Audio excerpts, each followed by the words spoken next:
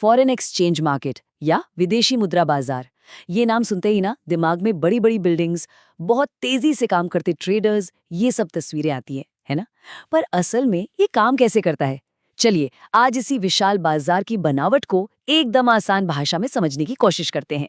इस बाजार का साइज कितना बड़ा है इसका अंदाजा लगाने के लिए बस एक नंबर देखते हैं, 5.3 ट्रिलियन अमेरिकी डॉलर। और सुनिए, ये कोई सालाना आंकड़ा नहीं है, नहीं, ये हर रोज, जी हाँ, हर एक दिन होने वाला एवरेज लेन देन है। मतलब आप दुनिया के सारे स्टॉक मार्केट्स को मिला भी देना तो भी ये उससे कई गुना ज्यादा बड़ा है। तो आज हम क्या क्या देखने वाले हैं?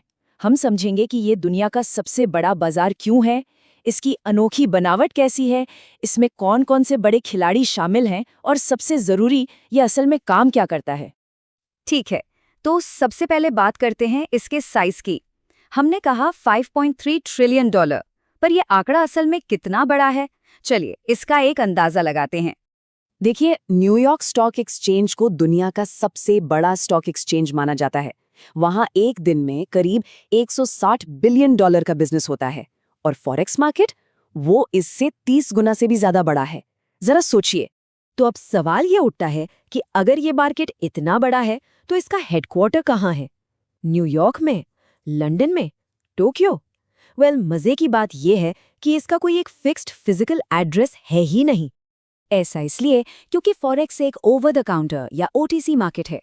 अब इसका सीधा सा मतलब ये है कि सारा कामकाज किसी एक बिल्डिंग या एक्सचेंज से नहीं, बल्कि ट्रेडर्स के ग्लोबल इलेक्ट्रॉनिक नेटवर्क पर होता है।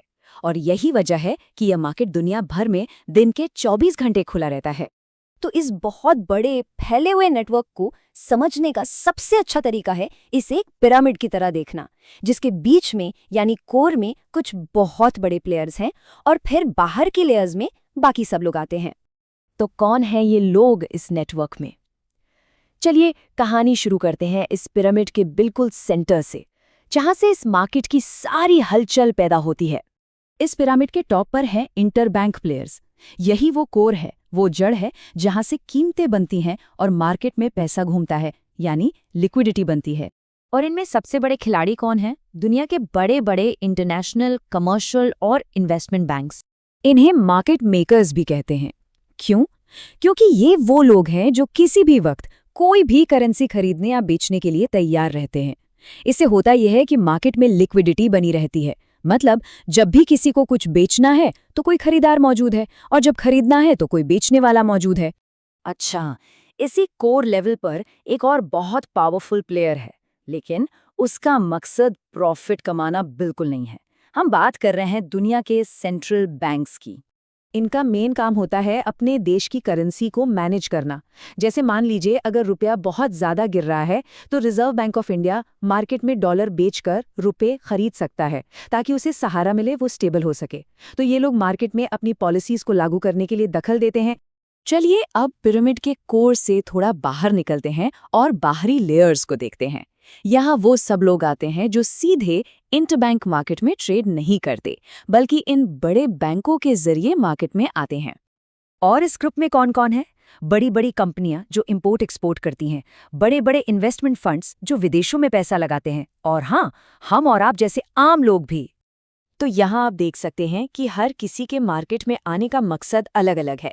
जैसे एक कंपनी को शायद विदेश से माल मंगाने के लिए डॉलर्स चाहिए, वहीं दूसरी तरफ कोई बड़ा इन्वेस्टर सिर्फ करेंसी के उतार चढ़ाव से पैसा बनाने की कोशिश कर रहा हो सकता है।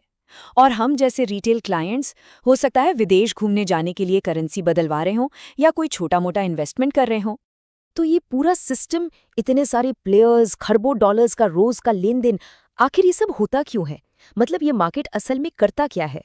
देखिए, मोटे तौर पर ये मार्केट हमारी ग्लोबल इकोनॉमी के लिए 3 बहुत जरूरी काम करता है। पहला, ये परचेजिंग पावर को एक देश से दूसरे देश में ट्रांसफर करता है, जिससे इंटरनेशनल ट्रेड मुमकिन हो पाता है। दूसरा, ये क्रेडिट देता है। और तीसरा, ये कंपनियों को करेंसी के रेट ऊपर नीचे होने के रिस्क से बचाता है। लेकिन अब एक बहुत ही दिलचस्प और शायद हैरान करने वाली बात सामने आती है।